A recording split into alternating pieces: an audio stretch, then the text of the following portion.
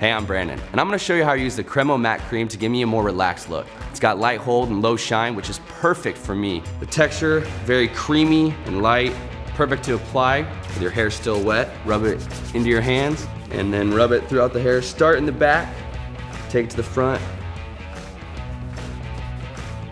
Then I grab a comb, make sure I can evenly distribute all the product. And a blow dryer. And once hair is dry, I'm gonna add a little bit more matte. Rub it on in. And that's the final look.